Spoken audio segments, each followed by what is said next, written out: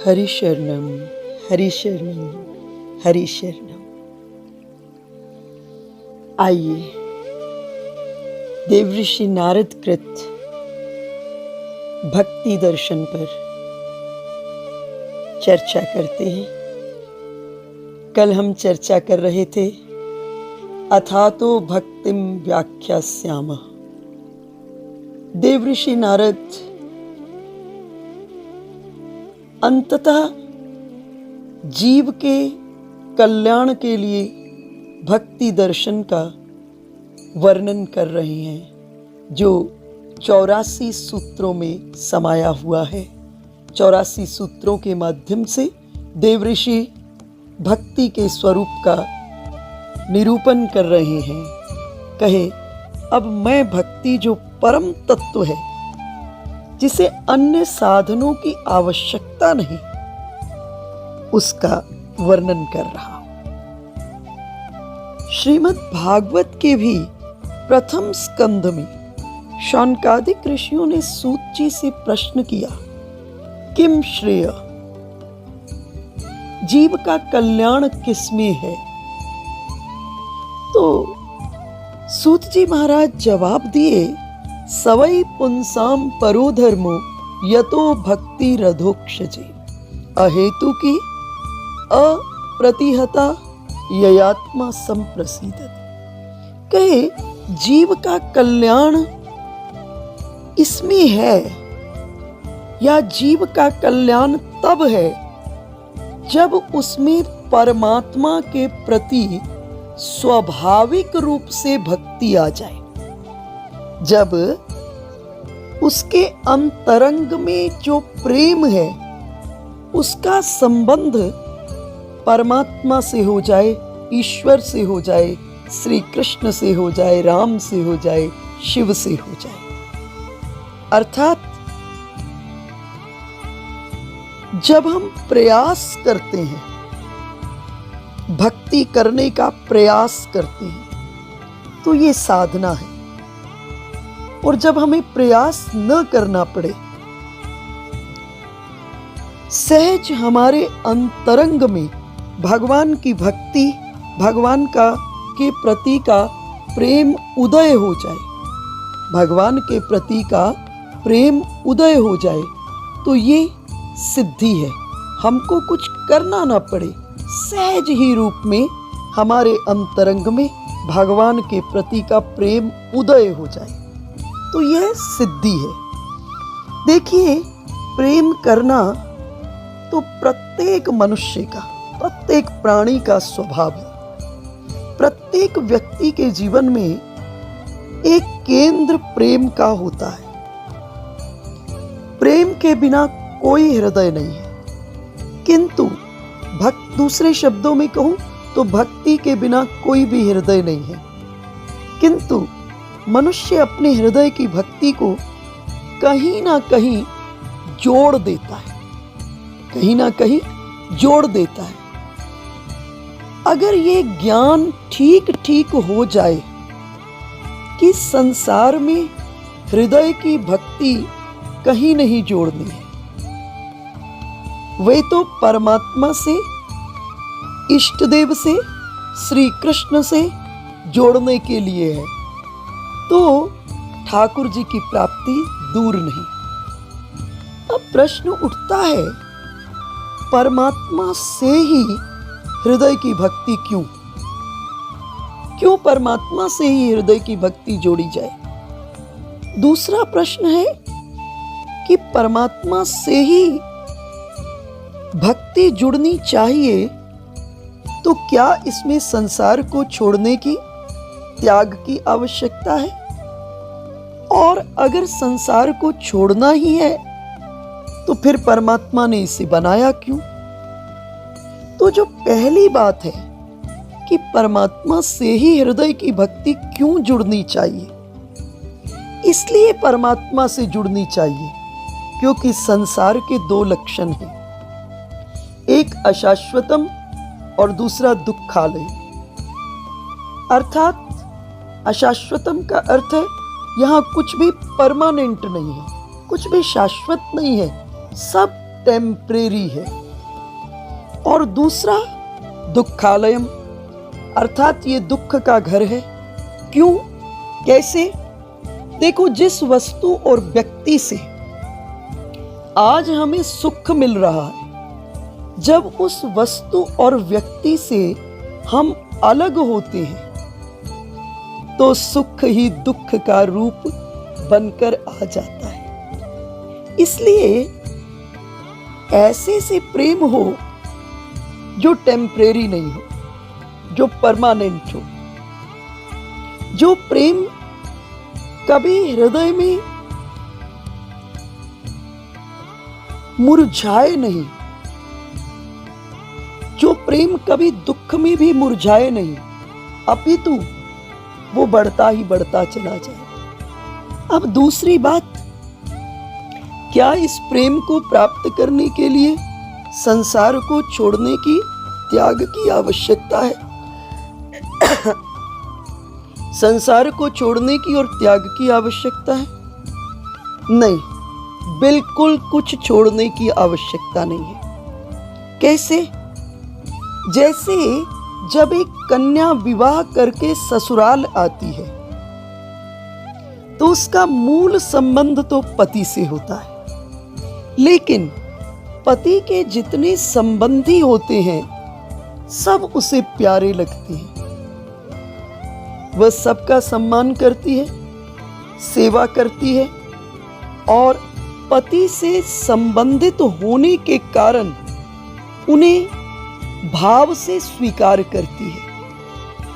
इसी तरह से प्रेम के केंद्र में परमात्मा और जो सरकमफ्रेंस है उसके भीतर में परमात्मा का बनाया हुआ संसार, ये दृष्टिकोण जब आ जाएगा तो संसार से विरोध नहीं होगा।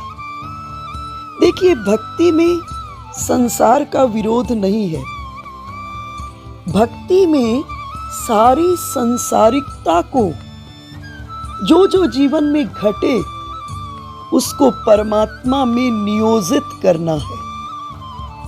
अर्थात सारी संसारिकता को परमात्मा में नियोजित करना ही भक्ति है। भक्ति प्रेम के विरोध में नहीं है। भक्ति परम प्रेम की खोज है। भक्ति प्रेम का ऊर्ध्वगमन है। भक्ति राग की विरोधी नहीं है। भक्ति राग का रूपांतरण है। भक्ति सौंदर्य के भी विरोधी नहीं है। भक्ति परम सौंदर्य की खोज है। सिर्फ दिशा बदलनी है, बाकी सब वही रहेगा। सिर्फ किसको बदलना है? दिशा बदलनी है। और इस भक्ति में दो गुण होने चाहिए। पहला अहेतुकी और दूसरा अप्रतिहता। अर्थात भक्ति में कोई हेतु नहीं होना चाहिए, अर्थात कोई कारण नहीं होना चाहिए, अर्थात मांग नहीं होनी चाहिए। क्योंकि मांग जो है ना, वो ज्यादा दिन तक टिकती नहीं है। कारण वाला प्रेम ज्यादा दिन तक टिकता नहीं है। हम परमात्मा से प्रेम करें, इस प्रेम में कोई मांग नहीं होनी चाहिए। बस इस बात का आनंद होना चाहिए कि प्रभु हम तुम्हारे हैं। इस बात का आनंद, प्रभु हम तुम्हारे हैं। और जिस वक्त ये भाव हृदय के भीतर में आ जाएगा, प्रभु हम तुम्हारे हैं, इस भाव का जो आनंद होगा वो एक रोम रोम को आपके रोमांचित कर देगा, रस से पूरित कर देगा। और दूसरा गुण क्या होना चाहिए? अप्रतिहता। अप्रतिहता का अर्थ होता है निरंतर। निरंतर 24 घंटे इस भाव में जीना है। भक्ति दूसरे शब्दों में कहूं तो भाव दशा है। हम इस भाव में जिए कि ये सृष्टि प्रभु आपकी और हम तुम्हारे, और ये सृष्टि सारी तुम्हारी है। इस नाते से इस सृष्टि का एक एक कण तुम्हारा है, और एक एक कण को हम सजाएं, एक एक कण को हम संवारें, एक एक कण को हम प्रेम करते हुए उस परमात्मा से प्रेम करें। तो निरंतर 24 घंटे प्रेम। इसको रसखान जी ने बहुत सुंदर कहा, रसखान गोविंद यूं भजिए जिमी नागरी को चित गागर में। पुराने समय में, आज भी आप राजस्थान में जाएंगे तो स्त्रियां कुओं से जल भर के लाती हैं। जब जल भर के आ रही होती हैं स्त्रियां, तो सहेलियां आपस में बातचीत कर रही होती हैं। मुख से बातचीत, सिर के ऊपर में 2-2 मटके, कांख में एक मटका, हाथ में बाल्टी। मुख से सहेलियों से बातचीत कर रही है, आंख से मार्ग को देख रही है, कान से बातचीत को सुन रही है, एक हाथ में बाल्टी को थामे है और एक कांख में मटके को दबाई है। और लेकिन ये सब हो रहा है, इस सब होने में ध्यान कहाँ पड़ा है? ध्यान पड़ा हुआ है सिर पर धरे हुए मटकों पर। अगर एक क्षण को भी सिर पर धरे हुए मटकों से ध्यान हटेगा तो मटका जमीन पर गिरकर धूल धूसरित हो जाएगा। इसी तरह से जितनी इंद्रियां हैं, उन इंद्रियों को परमात्मा के इस सुंदर संसार को संवारने में, सजाने में, हर चीज के प्रति हमारे हृदय के भीतर में एक सम्मान, एक प्रेम, एक समर्पण कि ये मेरे ठाकुर का है, ये मेरे प्रभु का है, बस ये भाव हृदय में बना रहेगा तो इंद्रियों को सभी कार्यों में लगा दे और ध्यान को कहां पर रख दे? उस त्रिभुवन सुंदर के भीतर में अवस्थित कर दे। तो भक्ति निरंतर होती रहेगी 24 घंटे। देखो, भजन का अर्थ कोई बहुत बड़ा माला जप नहीं है। भजन का अर्थ कोई बहुत बड़ी पूजा, कोई बहुत बड़ा अनुष्ठान, कोई बहुत बड़ा यज्ञ ही नहीं है। केवल इसको इस तक लिमिटेड मत रखना। भजन का अर्थ है वो छोटी से छोटी क्रिया तुम्हारे जीवन की जिसके भीतर में ईश्वर शामिल है, वो भजन है।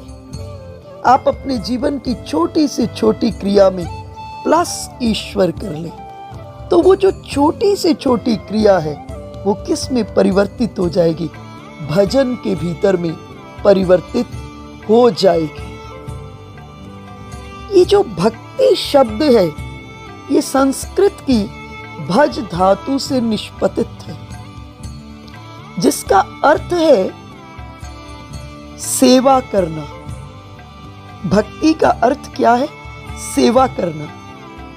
प्रश्न उठा, किसकी सेवा करना? शास्त्रों ने कहा भगवान की सेवा करना। प्रश्न उठा कि भगवान को सेवा करने के लिए खोजने कहां पर जाएंगे? इस बात का उत्तर स्वयं श्री राम हनुमान जी को दिए। जिस समय दंडकारण्य में हनुमान जी ब्राह्मण वेश में राघवेंद्र सरकार के पास पहुंचे और श्री राम को कहे कि आप मुझे अपना परिचय दें, और भगवान का एक बहुत सरल सा नियम है, जो व्यक्ति अपने आप को भगवान के सामने में जाकर बेपर्द कर देता है। बेपर्द का अर्थ है जैसे हो, कैसे हो इससे कुछ लेना देना नहीं, बस जैसे हो वैसे के वैसे ठाकुर जी के सामने जाकर के अपने को रख देते हो। तो भगवान भी अपने ब्रह्माइक स्वरूप को जीव के सामने में प्रकट कर देते हैं। इधर हनुमान जी अपने वेश को बदलकर ब्राह्मण के वेश में श्री राम के पास पहुंचे और श्री राम को कहे, प्रभु आप अपना परिचय दें। को तुम श्यामल गौर शरीरा, हे श्यामल गौर शरीर वाले दोनों भाई आप कौन हैं? श्री राम भी हनुमान जी को अपने ब्रह्मिक स्वरूप का परिचय नहीं दिए। श्री राम क्या कहे? श्री राम कहे, कौशलेश दशरथ के जाए, हम कौशल्या और दशरथ के पुत्र हैं। माता पिता के वचन की रक्षा करने के लिए वन में आए। इधर वन में निशाचरों ने सीता जी का वैदेही का हरण कर लिया। हे ब्राह्मण देव, हम उन्हीं को खोज रहे हैं। हनुमान जी जान गए ये और कोई नहीं, मेरे ही इष्ट देव हैं। और श्री राम हनुमान जी को कहे कि मैंने तो अपना परिचय दे दिया है, अब आप ब्राह्मण देव अपना परिचय दें। हनुमान जी कहे, प्रभु इक में मंद मोह बस, कुटिल हृदय अज्ञान, पुनि प्रभु मोहि बिसारेउ, दीन बंधु भगवान। प्रभु एक तो मैं मंद, दूसरा मैं मोह में फंसा हुआ, तीसरा मेरा हृदय भी बड़ा कुटिल है, और चौथा ठाकुर मैं बड़ा अज्ञानी हूं। लेकिन पुनि प्रभु मोहि बिसार्यो, ठाकुर आप तो अंतर्यामी हैं, आप तो घट वासी हैं, आपने भी मुझे भुला दिया। आप मुझसे पूछ रहे हैं मैं कौन हूं? प्रभु आप अंतर्यामी घट वासी, मुझसे पूछ रहे हैं मैं कौन हूं? प्रभु आप दीन बंधु हैं। और ये कहकर के हनुमान जी श्री राम के चरणों में अपने को समर्पित कर दिए। श्री राम उठाए हनुमान जी को, अपनी छाती से लगाए और लगाकर रामायण के सबसे बड़े उपदेश को कहे।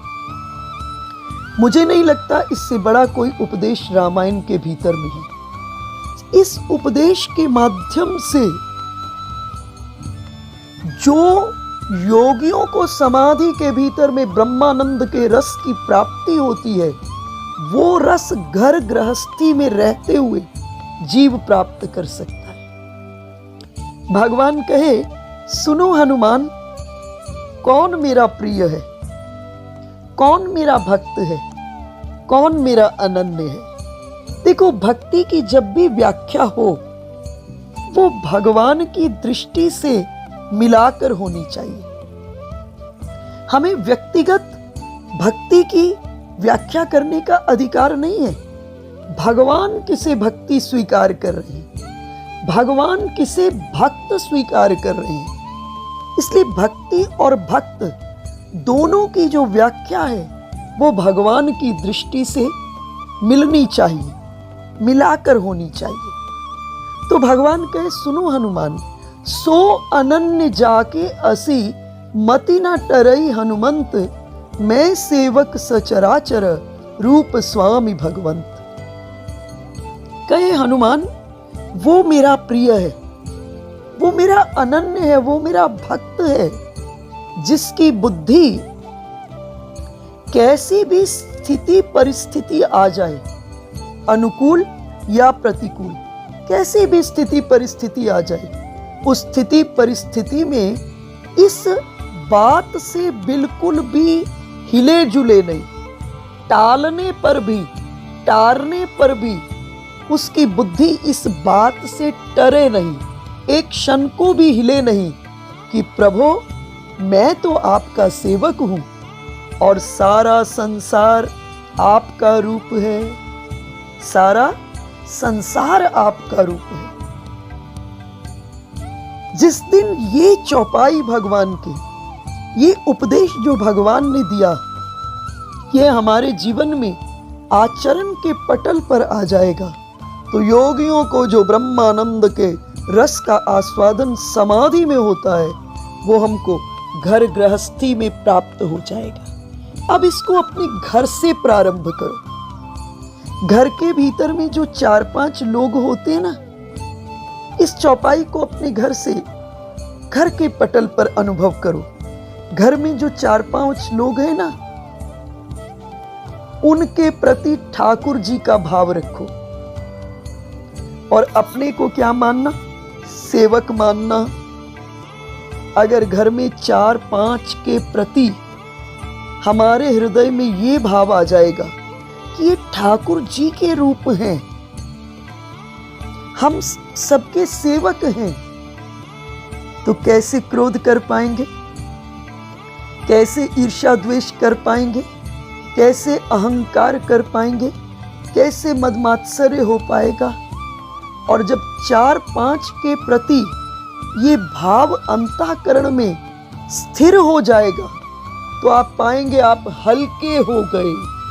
और 4-5 के प्रति जीवन में अनुभव कर लिया तो समष्टि के प्रति अपने आप अनुभव हो जाएगा। श्रीमद् भगवत गीता में कृष्णचंद्र कह रहे हैं, विद्या विनय संपन्ने ब्राह्मणे गविहस्तिनि शुनि चैव स्वपाके च पंडितः समदर्शिना। बोले ज्ञानी कौन है, प्रेमी कौन है, भक्त कौन है? बोले ज्ञानी जन जो विद्या और विनय से युक्त है। जो विद्या और विनय से युक्त ज्ञानी जन है वो ब्राह्मण और चंडाल में, गाय हाथी में, कुत्ते में, सभी में परमात्मा का दर्शन करते हैं। देखो, जिस समय विदुर जी को दुर्योधन ने कहा कि आप मेरे राज्य से अविलंब बाहर चले जाएं, आप विचार कीजिए, विदुर जी आर्यावर्त के उस समय मंत्री पद पर थे और एक क्षण में दुर्योधन ने कहा मेरे राज्य को छोड़ करके बाहर चले जाएं। उस समय भी विदुर जी के मन में दुर्योधन के प्रति जरा सा भी द्वेष नहीं आया। विदुर जी देख रहे थे कि दुर्योधन के अंतःकरण में बैठे हुए कृष्ण मुझे कह रहे हैं कि समय रहते हुए दुर्योधन रूपी कुसंग से तुम दूर हो जाओ। उस समय भी वो दुर्योधन के अंतःकरण के भीतर में विराजमान कृष्ण का ही दर्शन कर रहे थे।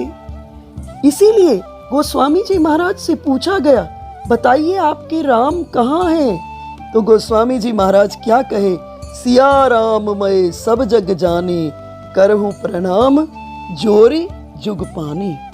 और जब ये दृष्टिकोण प्राप्त हो जाएगा तो कन कन और शन शन में हम इसको अपने जीवन में अनुभव करेंगे। अब जीव परमात्मा के पास कैसे पहुंचे? जीव ठाकुर जी के पास कैसे पहुंचे? तो शास्त्र ने कहा, देवऋषि कह रहे हैं कि भक्ति से, भक्ति के विमान में बैठकर पहुंचे। भक्ति से भक्ति के विमान में बैठ करके पहुंचे। देखो, अन्य जितने भी साधन है ना, जब वो पूरे होते हैं तब उनका फल प्राप्त होता है। कर्म जब पूरा होता है तब उसका फल मिलता है। योग जब अष्टम से में पहुंचता है तब समाधि फलित होती है, तब फल प्राप्त होता है। लेकिन जो भक्ति है उसके प्रारंभ होते ही भगवान का सहारा मिल जाता है। इसलिए जीव परमात्मा के पास कैसे पहुंचे? बोले भक्ति से, भक्ति के विमान में बैठकर। भक्ति जो है वो जीव और ईश्वर के बीच की दूरी को, जीव और ईश्वर के बीच की दूरी को समाप्त कर देती है भक्ति। इसलिए जीवन के भीतर में क्या करें हम एक काम करें कि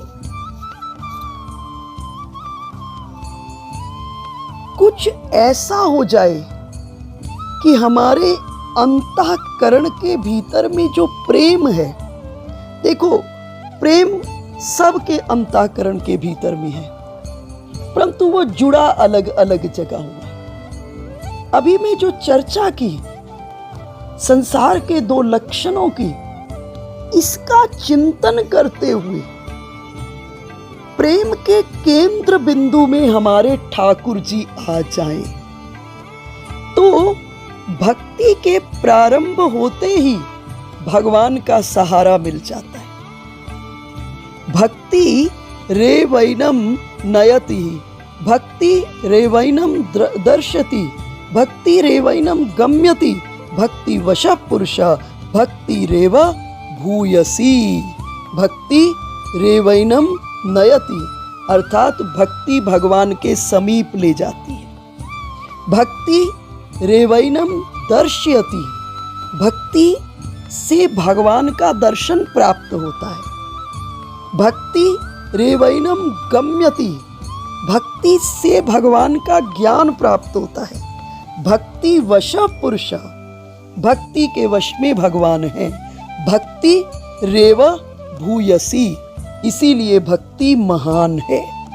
तो अब व्याकरण की दृष्टि से भक्ति तीन प्रकार से, भक्ति शब्द जो है तीन प्रकार से निष्पन्न होता है। तीन प्रकार की भक्ति देवऋषि चर्चा कर रहे हैं। एक भजनम भक्ति, भजनम भक्ति। प्रश्न उठा भजन किसे कहते हैं? किम नाम भजनम, किम नाम भजनम, भजन किसे कहते हैं? बोले भजनम नाम रसनम, रस पीने की जो कला है उसका नाम भजन है। रस पीने की जो कला है उसका नाम भजन है। आपने गाय बैल को देखा होगा, जब हम गाय बैल को भोजन देते हैं ना, तो पहले गाय बैल क्या करता है? उसको खाता जाता है, खाता जाता है। जब खाता है तब गाय खाती है, तब उसका पेट भरता है और उसके बाद क्या करती है? जब पेट भर जाता है तो फिर क्या करती है? फिर उसको रिसाइकल करती है, जुगाली करती है। जब जुगाली करती है तब उसको उसका रस प्राप्त होता है। ठीक इसी तरह से भजनम भक्ति तीन प्रकार से इसकी व्याख्या है। किम नाम भजनम, भजन किसे कहते हैं? बोले भजनम नाम रसनम, रस पीने की जो कला है उसका नाम भजन है। तो बोले भगवान के जो गुण लीला महात्म्य इत्यादि को श्रवण किया है आपने, उस श्रवण की स्मृति को बार बार मन में लाकर जो रसास्वादन होता है उसका नाम भजनम भक्ति है। जैसे इसको यूं समझे, आप कथा के मंडप में गए, 3 घंटा 2 घंटा प्रवचन सुने, 1 घंटा सुने, कथा सुने, और जब कथा सुनते हैं तो क्या है? कर्ण रस की प्राप्ति होती है, उसके माध्यम से हृदय आनंदित होता है, रोम रोम रोमांचित होता है ना। लेकिन जब घर आ जाओ और रात्रि के भीतर में सब कर लिया, अब सोचे कि सोना है, तो उस कथा को फिर स्मृति में लाइए, चिंतन करिए, और जब चिंतन करेंगे तो जो श्रवण किया है ना, वह आपके हृदय की स्क्रीन पर मंचन होने लगेगा। और जब मंचन होने लगेगा तब उससे आपको किसकी प्राप्ति होगी? रस की प्राप्ति होगी। तो ये हुआ भजनम भक्ति। भजन का अर्थ है कि रस पीने की कला जो है उसका नाम भजन है। खाली सुनने तक नहीं छोड़ना है कि सुन लिया हमने 3 घंटा, नहीं, उस सुनने के बाद, उस सुनने के फल की से, उस सुनने से किस फल की प्राप्ति होगी? उस श्रवण से रस की प्राप्ति होगी। बिना रस को पिए बात नहीं बनेगी। वास्तविक रूप में आप हृदय में विराजमान ठाकुर जी की अनुभूति का आनंद नहीं ले पाएंगे। इसलिए क्या करें? आप जो श्रवण किया है उस श्रवण के रस को प्राप्त करें। दूसरा, भक्ति शब्द का अर्थ है एक, 3 प्रकार की, इसको दूसरे शब्दों में कहूं 3 प्रकार की भक्ति। एक भजनम भक्ति और दूसरा अर्थ भक्ति का भागो भक्ति। जैसे संसार के भीतर में माता पिता अपनी संपत्ति का बंटवारा करते हैं। ये दुकान एक भाई को मिली, ये खेत एक भाई को मिले, घर एक को मिला, कोई अन्य संपत्ति किसी दूसरे को मिली। बोले इसी तरह भागो भक्ति, ठाकुर जी ने बंटवारा किया और हम ठाकुर जी के हिस्से में आ गए। अर्थात अपने को भगवान का भाग बना दो, अपने को सदा भगवान के हिस्से में मानना, इसे भागो भक्ति।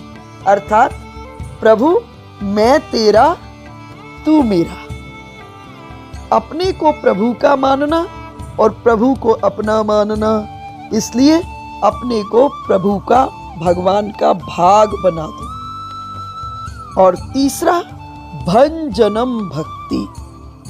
अब जो कथा श्रवण की है, अब जो भगवद चिंतन हुआ है, जो भगवद लीला गुण महात्म्य इत्यादि का स्मरण हुआ है, उससे क्या होगा? भंजनम।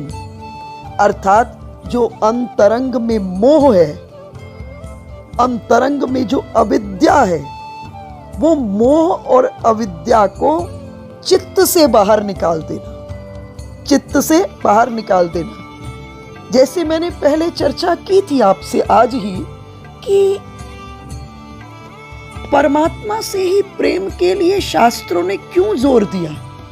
इसलिए दिया कि जो संसार है वो प्रेम के लिए उपयुक्त पात्र नहीं है। क्यों नहीं है? क्योंकि संसार के दो लक्षण है, अशाश्वतम दुखालयम।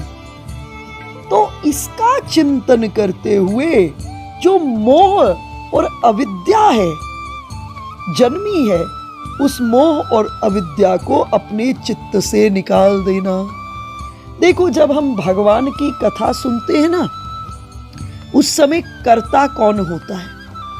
कर्ता ठाकुर जी होते हैं। यूं तो जगत में कुछ भी होता है उसमें कर्ता ठाकुर जी ही होते हैं, लेकिन भगवान की कथा के भीतर में विशेष रूप से कर्ता कौन होते हैं? ठाकुर जी होते हैं। इसको आप यूं समझिए कि हम किसी श्रीमद् भागवत के प्रथम स्कंद में इसका वर्णन आया है कि हम अपने किसी प्रियजन के पास जाएं और जाकर के उनके घर में जाकर के उनके दरवाजे को खूब खटखटाए, भीतर से कोई प्रतिक्रिया ना हो, कोई जवाब ना आए, तो हमारे मन में ये बात आती है कहीं भीतर से लॉक्ड है, कोई जवाब नहीं दे रहा, क्या बात, कोई इनको अंदर में प्रॉब्लम तो नहीं है, कोई समस्या तो नहीं हो गई, कोई विपत्ति तो नहीं आ गई। तब हम मकान के चारों ओर घूमते और कहीं कोई रास्ता मिले, हम अंदर जाएं, देखें दरवाजा क्यों नहीं खोल रहे। तभी हमको एक खिड़की दिखाई दी और उस खिड़की से हम फांद कर भीतर आए और भीतर आकर हमने क्या देखा कि हमारे जो मित्र, जो प्रियजन जिनसे हम मिलने आए थे, वो मूर्छित पड़े हुए। हमने जल को खोजा, उन पर छिड़का, वो मूर्छा से उपराम हुए और जब मूर्छा से बेहोशी उनकी खत्म हुई तो दोनों मित्र एक दूसरे को देख रहे हैं, गले मिल रहे हैं, आनंदित हो रहे हैं। इसी तरह वेद ने भी कहा कि जीव और ब्रह्म नित्य सखा है। ये नित्य सखा, ये कभी अलग नहीं हो सकती। और ब्रह्म ने देखा कि मेरा मित्र जो जीव है वो मूर्छित हो गया। कहाँ मूर्छित हो गया? बोले धन में, बोले कहाँ मूर्छित हो गया? पद में, कहाँ मूर्छित हो गया? प्रतिष्ठा में, कहाँ मूर्छित हो गया? संबंधियों में। अब ठाकुर जी भी खिड़की को ढूंढे और ठाकुर जी को कौन सी खिड़की मिली? कान रूपी खिड़की। प्रविष्टे कर्ण रंध्रेन स्वानाम भाव सरोरुहम धुनोति शमलम कृष्ण सलीलस्य यथा शरत। भगवान को कान रूपी खिड़की मिली और भगवान इस कान रूपी खिड़की में के माध्यम से शब्द बन के भगवान हमारे भीतर आए। और भीतर आके प्रभु ने क्या देखा? प्रभु ने देखा कि भीतर में तो बहुत ही गंदगी पड़ी है। अब भगवान विचार किए कि सफाई तो मुझे ही करनी पड़ेगी। भगवान विचार किए सफाई मुझे ही करनी पड़ेगी। किस चीज की गंदगी हमारे भीतर में? कि त्रिभुवन सुंदर ठाकुर को छोड़ करके हमारा मन छोटे मोटे सुखों के लिए को प्राप्त करने के लिए कैसे लालायित रहता है। मैं सुख के विरोध में नहीं हूं, लेकिन उसका थोड़ा सा एंगल बदलना पड़ेगा। मैं चर्चा करूंगी इसकी। तो भगवान ने देखा कि ये जीव तो मेरा मित्र मूर्छित पड़ा हुआ है। तो भीतर में प्रवेश किए, देखे भयंकर गंदगी। किसकी? कामनाओं की, वासनाओं की, लोकाचारों की, और लोक में हमारे जो उलझने की आदत है, इसकी गंदगी। अब ठाकुर जी विचार किए सफाई तो मुझे ही करनी पड़ेगी। देखो, जैसे हीरे को काटने के लिए हीरे का ही ब्लेड बनाया जाता है। हीरे को अन्यत्र धातु से नहीं काटा जाता। हीरे को काटने के लिए हीरे का ब्लेड बनाया जाता है। उसी तरह से अंतरंग की वासना को काटने के लिए वासना की ही जरूरत होती है। आसक्ति को काटने के लिए आसक्ति की जरूरत होती है। संसार की वासना को काटने के लिए, संसार की आसक्ति को खत्म करने के लिए परमात्मा की आसक्ति की आवश्यकता होती है। और भगवान क्या करते हैं? शब्द बन करके हमारे भीतर में प्रवेश करके अपने प्रति की आसक्ति को डाल देते हैं, अपने प्रति की वासना को डाल देते हैं। और जब भगवान के प्रति की वासना और भगवान के प्रति की आसक्ति हमारे अंतःकरण में प्रवेश करती है, तो संसार के प्रति की वासना और संसार के प्रति की आसक्ति खत्म हो जाती है। और भगवान जब भीतर में प्रवेश कर जाते हैं, वासना को तो काट ही देते हैं, और भीतर में जब प्रवेश कर जाते हैं ना, तो क्या करते हैं? जीव के अहंकार को बाहर निकाल देते हैं। और अब भगवान जीव के हृदय में अपना सिंहासन खोल करके उस पर विराजमान हो जाते हैं। हमारे यहाँ षड दर्शनों में से एक दर्शन है जिसका नाम है न्याय दर्शन। तो न्याय दर्शन में भिक्षु पाद प्रसारण न्याय आता है। बोले भिक्षु के समान भगवान का स्वभाव है। कैसे? कह रहे हैं, एक भिक्षु गर्मी की भरी दोपहरी में किसी सेठ जी के आंगन में जाते हैं, और सेठ जी के आंगन में जाकर के, भयंकर दोपहरी है, द्वार पर खड़े होते, दरवाजा खटखटाते हैं, सेठ जी बाहर आते हैं। भिक्षु ने सेठ जी को नमस्कार करके सेठ जी को कहा, सेठ बहुत भीषण गर्मी है, थोड़ी देर को अपने आंगन में खड़े होने की इजाजत दे दो। सेठ जी ने कहा, आनंद से भिक्षु। और भिक्षु भीतर प्रवेश कर गया। छाया, शीतल छाया में खड़ा होकर के भिक्षु को शांति की अनुभूति हुई। भिक्षु ने देखा अब तो कोई है ही नहीं, भिक्षु बैठ गया। फिर देखा कोई है नहीं, पांव फैला दिया। फिर देखा कोई है नहीं, लेट गया। और फिर देखा कोई है नहीं तो सो गया। और इधर सायंकाल हुई, सेठ जी बाहर निकले, देखे भिक्षु तो मस्ती में सो रहा। तो सेठ जी ने भिक्षु को जगाया, कहा, तुमने कहा था थोड़ी देर को खड़े होने की आज्ञा दे दो, और तुम तो तब से अब तक सो रहे हो। तुम तो तब से अब तक सो रहे हो। भिक्षु भी अलमस्त कोई फकीर था, भिक्षु था। भिक्षु ने कहा, सुनो सेठ, ये अब मेरा घर हो गया, मैं नहीं जाने वाला, तुमको जाना है तो जाओ। बोले ऐसे भिक्षु के समान भगवान का स्वभाव है।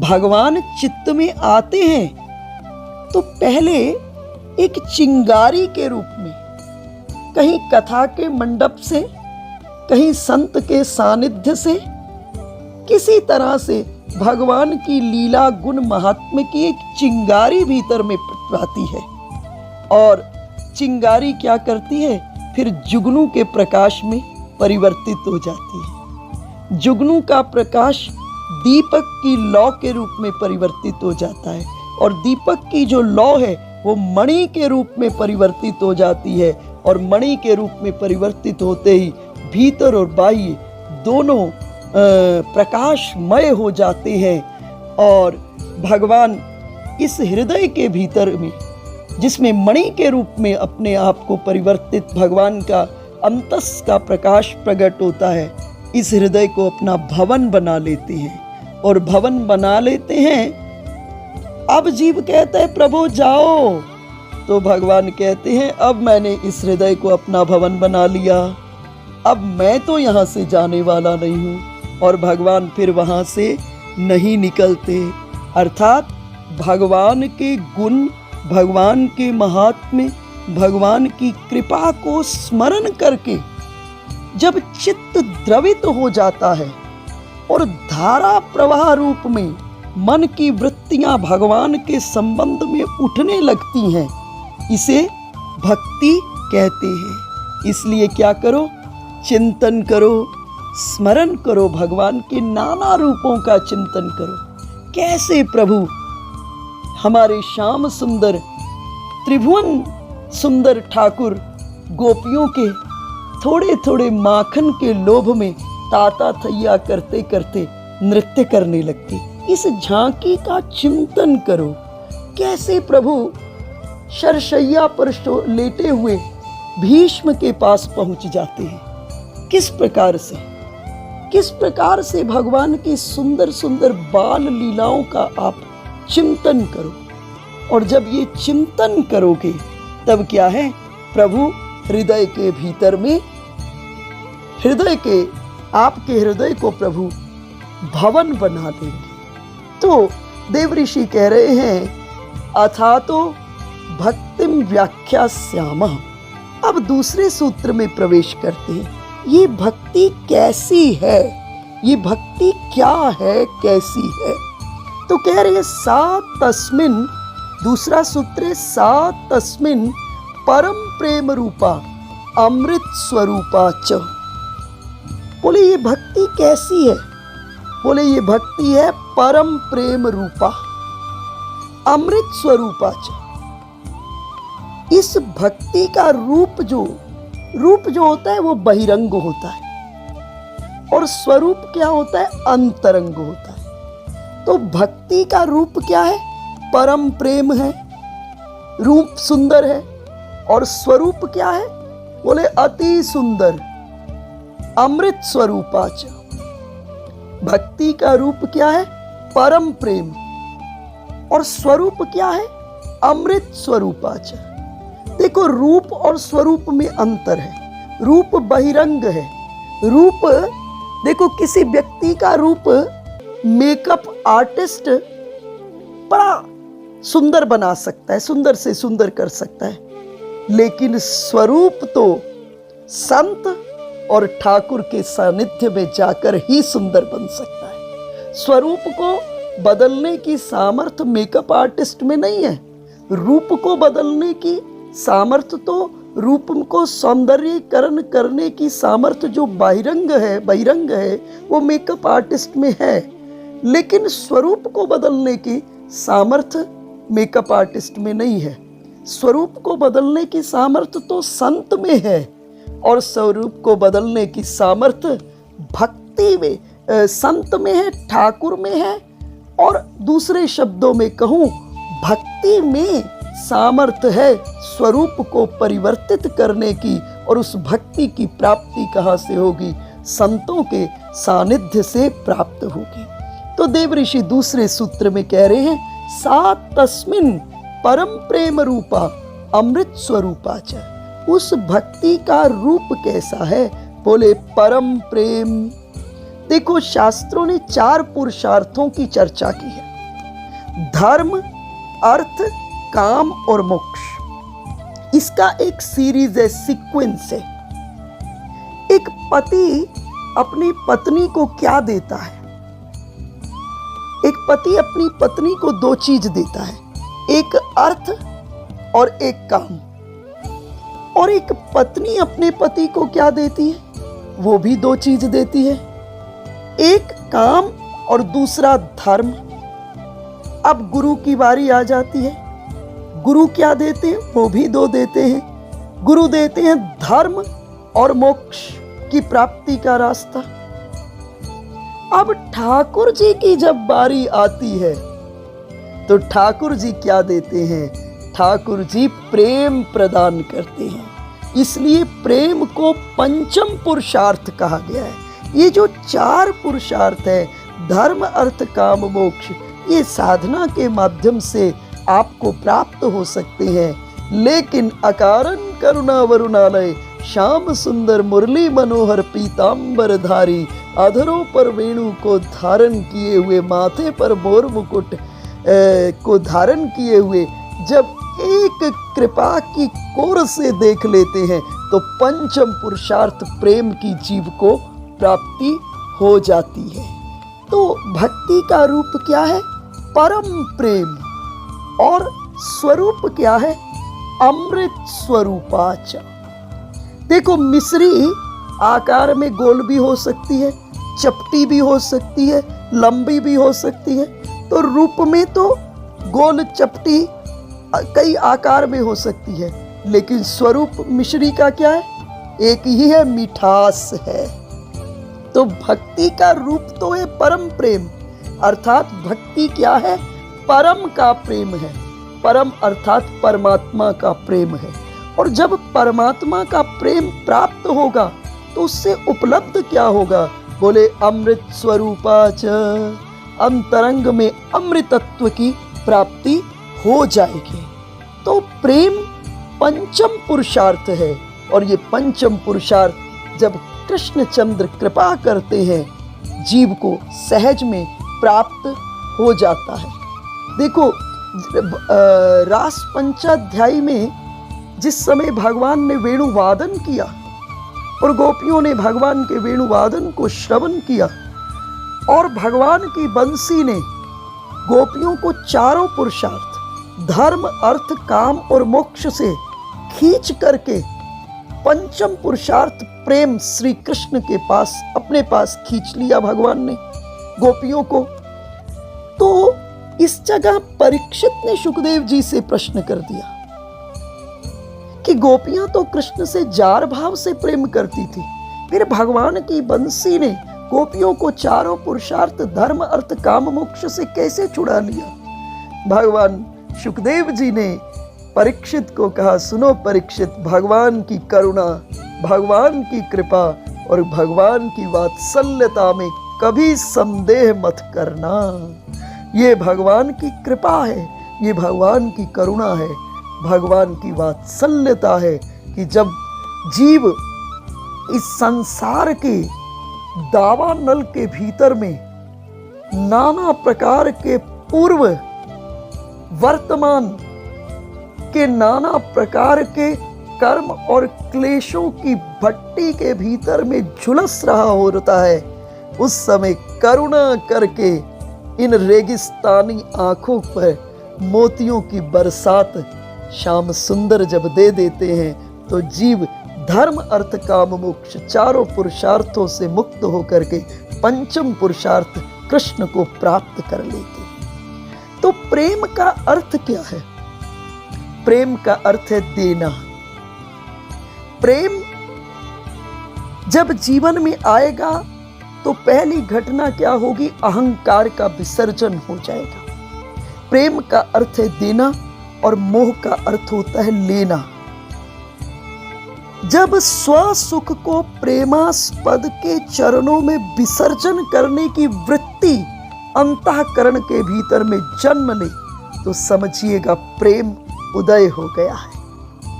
प्रेम अकारण करुणा वरुणालय ने कृपा करके हमारे अंतःकरण के शुष्क कमंडलों के भीतर में अपनी कृपा की कोर की प्रेम के रस का आस्वादन अंतःकरण के कमंडल के भीतर में सहज कृपा से कर दिया है। तो स्व सुख को प्रेमास्पद के चरणों में विसर्जन करने का नाम प्रेम है। दूसरे शब्दों में, जिस भी सोर्स से आपको सुख मिले, वो धन के माध्यम से, वो पद के माध्यम से, वो प्रतिष्ठा के माध्यम से, वो संबंधों के माध्यम से, जिस सोर्स से आपको सुख मिले, उस सुख को आप व्यक्तिगत रस के लिए नहीं रखना।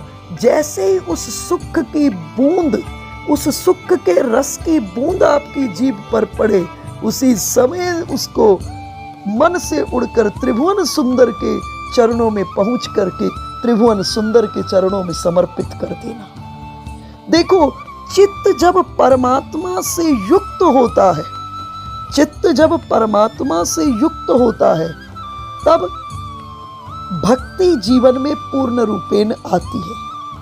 अर्थात परमात्मा से युक्त हुआ चित्त जो है, इसका नाम ही भक्ति है। देखो, अंतःकरण तो एक ही है, लेकिन देखना है कि वो मिला किससे है।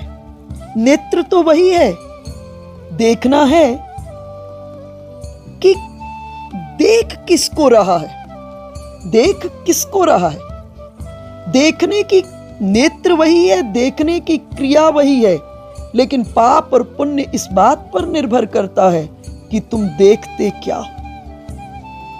तो देखना है तुम्हारे अंतःकरण में प्रीति जो है, तुम्हारे अंतःकरण के भीतर में जो प्रीति है, जो प्रेम है, वो किस से है, परमात्मा से है या नहीं। तुम्हारी तृप्ति किससे है, तुम क्या पाकर तृप्त होते हो। धन पाकर तृप्त होते हो, संबंधियों के अनुकूल होने पर तृप्त होते हो, या श्याम सुंदर का ध्यान करके तृप्त होते हो। इससे पता लगेगा कि तुम्हारा प्रेम कहाँ है, इससे पता लगेगा कि तुम्हारा प्रेम कहाँ है। एक बड़ी खूबसूरत सी युवती जा रही थी और सामने से एक फकीर जा रहे थे। फकीर ने जब इस खूबसूरत सी युवती को देखा ऊपर से नीचे तक, फकीर समाधि के तल पर और युवती अभी जमीन पर। फकीर को कही, बाबा बूढ़े हो गए हो, बाल सफेद हो गए हैं, अभी भी ऊपर से नीचे तक मुझे क्यों देख रहे हो। फकीर ने बड़ा प्यारा जवाब दिया। फकीर ने कहा, न तुझसे गरज है न सूरत से तेरी, मुसव्वर की हम तो कलम देखते। न तुझसे गरज है न सूरत से तेरी, मैं देख रहा हूं मेरे ठाकुर ने कलम कैसे चलाई कि तुम बन गई। अर्थात हर होने में, हर घटने में अपने ठाकुर को खोज लेना। ये निगाहें केवल उसी को खोजती रहे, वो त्रिभुवन सुंदर को खोजती रहे। गोपियां सर्वस्व कार्यों में लगी रहती थी, उनकी हर करने की चेष्टा में कृष्ण सम्मिलित होते थे। हमारे भी जीवन की हर छोटी से छोटी क्रिया में ठाकुर जी सम्मिलित हो जाए। देखो, 3 प्रकार की भक्तियों की फिर चर्चा है। श्रीमद् भागवत में भी आपने इसको श्रवण किया है। तामसी भक्ति, राजसी भक्ति और सात्विक भक्ति। तामसी भक्ति क्या होती है? किसी को ठग कर अपना स्वार्थ पूर्ण करने के लिए भी लोग भक्ति करते हुए दिखाई देते हैं। किसी को ठगने के लिए जो भक्ति है, अपने स्वार्थ को पूर्ण करने के लिए जो भक्ति करते हैं, अपने स्वार्थ को पूर्ण करने के लिए जो भक्ति करते हैं, वो क्या है? तामसी भक्ति। राजसी भक्ति, राजसी और तामसी में थोड़ा बारीक सा अंतर है। तामसी का अर्थ है किसी को ठगने के लिए आपने वो वेश बना दिया, तो वो जो भक्ति है वो क्या है? तामसी भक्ति है। देखो, एक यज्ञ है, इसको यूं समझिए, एक यज्ञ है। अगर उस यज्ञ का उद्देश्य है ठाकुर जी की प्रसन्नता, तो ये यज्ञ को संज्ञा मिलेगी सात्विक यज्ञ की। अब यज्ञ क्रिया वही है, यज्ञ ही कर रहे हैं, लेकिन उस यज्ञ में उद्देश्य है हमारा ये कार्य पूर्ण हो जाए, धन प्रतिष्ठा पद प्राप्त हो जाए, राजसी भक्ति। और क्रिया वही है, परंतु यज्ञ का उद्देश्य है कि हमारे उस व्यक्ति की हानि हो जाए, उसको ये विपत्ति आ जाए, ये पीड़ा हो जाए, तो ये क्या हो जाएगी? तामसी संज्ञा हो जाएगी। तो तामसी भक्ति का अर्थ है किसी को ठगने के लिए जो भक्ति है उसे तामसी भक्ति। और राजसी भक्ति अपने लिए संसार के विषयों को प्राप्त करने के लिए जो भक्ति कर रहे हैं कि भजन किया, पूजन किया, प्रभु व्यापार अच्छा चल जाए, घर परिवार अच्छा चल जाए, समाज में प्रतिष्ठा अच्छी हो जाए, पद मिल जाए, धन मिल जाए, तो ये राजसी भक्ति है। अब सात्विक भक्ति है भगवान की प्रसन्नता प्राप्त करने की। भगवान प्रसन्न हो, चाहिए कुछ नहीं, बस प्रभु प्रसन्न हो, ये सात्विक भक्ति है। लेकिन इससे भी ऊपर एक भक्ति है और उसका नाम है गुणातीत भक्ति। ये सबसे उत्तम भक्ति है। भक्त के अंदर ये गुणातीत भक्ति आनी चाहिए। गुणातीत भक्ति का अर्थ होता है भगवान के गुणों का श्रवण होते ही भक्त की वृत्ति भगवान के गुणों में विलीन हो जाती है। भगवान के गुणों का श्रवण होते ही जो भक्त है उसकी वृत्ति भगवान के गुणों में विलीन हो जाती है। देखो, भगवान शंकर से पार्वती जी पूछती है कि मुझे आपका स्वभाव नहीं समझ आता। कोई आपके सामने में राम कहता है तो आपके नेत्रों से आंसू बहने लगते हैं, कोई आपके सामने में रावण कहता है तो नेत्रों से आंसू बहने लगते हैं, मुझे स्वभाव नहीं समझ आता। महादेव मुस्कुराते हुए पार्वती जी को कहते हैं तू बड़ी भोली है, मेरे सामने में तो कोई रा कहता है, बाद में तो सुनता ही नहीं हूं, कोई रा कहता है तो मेरे इष्ट देव प्रकट हो जाते हैं और उनके चरणों में मैं अपने को प्रणिपात करके अखंड समाधि में प्रवेश कर जाता हूं। गुणातीत भक्ति है ना। तो तुम पुनि राम राम दिन राती, सादर जपहूं अनंग अराती। तो अपने इष्ट देव के गुण लीला महात्म्य का चिंतन करते ही उसमें वृत्ति जाकर के रम जाए, उसमें रम जाए। तो भक्ति जो है वो हृदय की बात है, उसका तुम्हारे अंतस्तल से, तुम्हारी अंतरंगता से संबंध है। क्या तुमने सीखा इससे संबंध नहीं है, क्या तुम्हारा स्वभाव है इससे संबंध है, क्या तुमने संसार में आकर सीखा इससे संबंध नहीं है, क्या तुम्हारा स्वभाव है इससे भक्ति का संबंध है। तो भक्ति क्या है? परम प्रेम रूपा है। अब इसकी साधना करनी पड़ेगी हमें। अब जब इसकी साधना करेंगे परम प्रेम रूप की, परम प्रेम भक्ति को प्राप्त करने की साधना करेंगे तो फल क्या होगा? बोले सिद्धि क्या होगी? बोले सिद्धि होगी, परम प्रेम उपलब्ध होगा, परम प्रेम जीवन में प्राप्त होगा। तेरी गली में आकर खो गए हैं दोनों, तेरी गली में आकर खो गए हैं दोनों, मैं दिल को ढूंढता हूं और दिल तुझको ढूंढता है। अर्थात भक्त जो है ना वो भाव में जीता है। परम प्रेम तब है, तब संभव है जब द्वंद्व खो जाए और नानक की तरह तू ही तू, तू ही तू, तू ही तू वह कण कण में दिखाई दे। अगर इंसान अपने को भूल जाए तो परमात्मा को पाने में अड़चन नहीं है। व्यक्ति अगर अपने को भूल जाए, मैं को भूल जाए, मैं को छोड़ दे, मैं को न पकड़े, तो परमात्मा की प्राप्ति में देर नहीं। हमारे यहाँ एक बड़ा सुंदर श्लोक है, हंत मगरस्य धीरस्य खेलयो भोग लीलया नवाहि कर्म मूढ़ा सह समानता। नवाहि संसार कर्म मूढ़ा सह समानता। हंत कहते पोछना।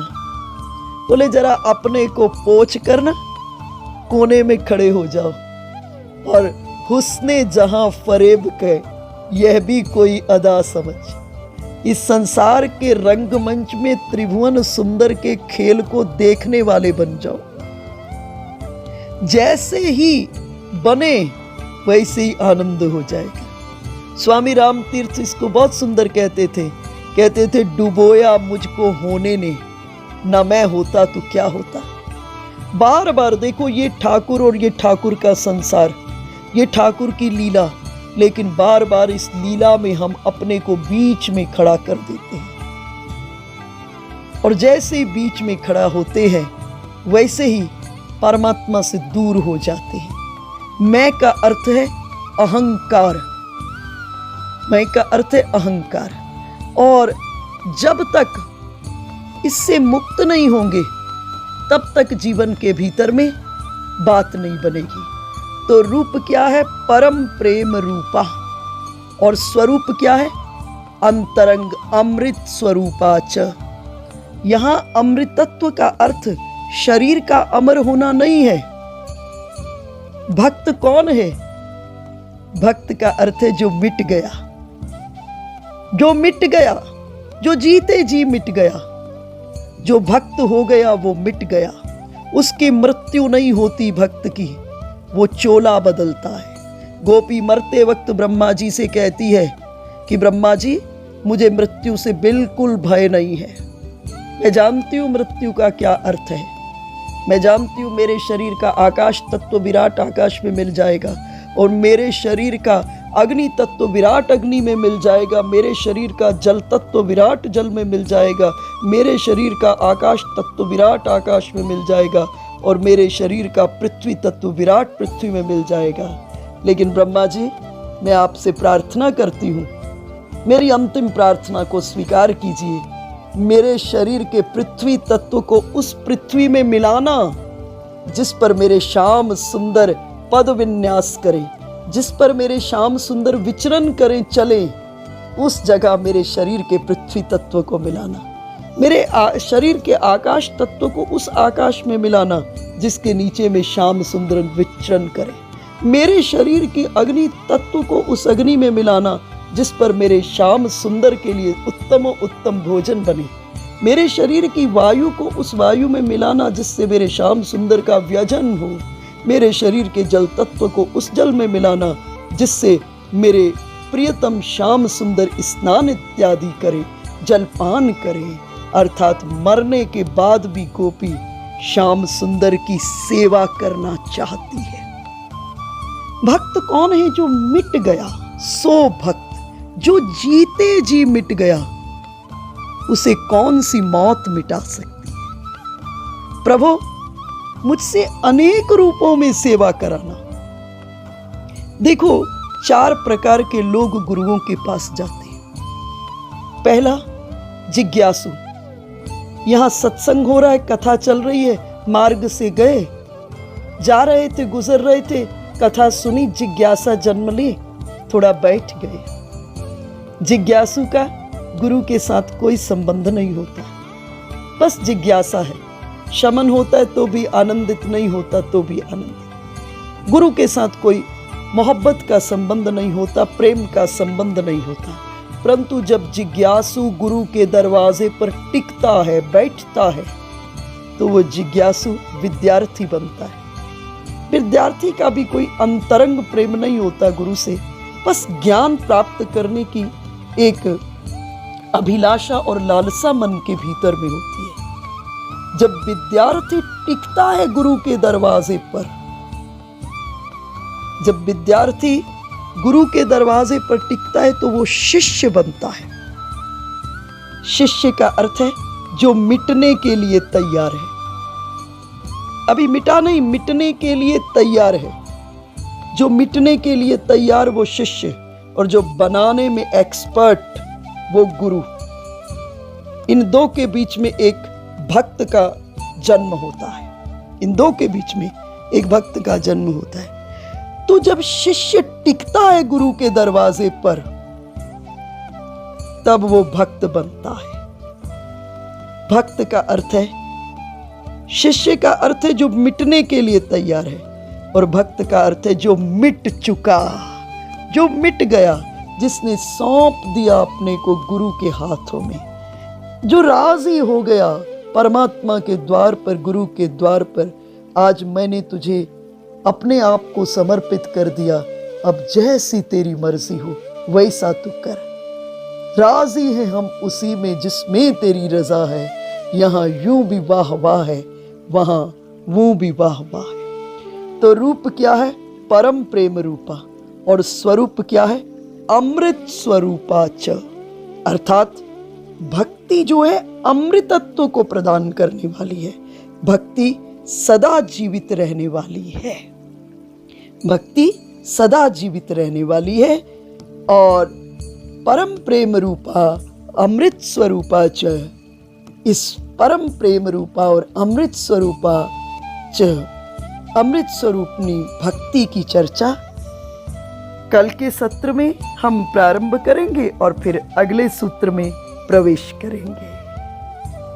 तथास्तु। हरि शरणम हरि शरणम हरि शरणम।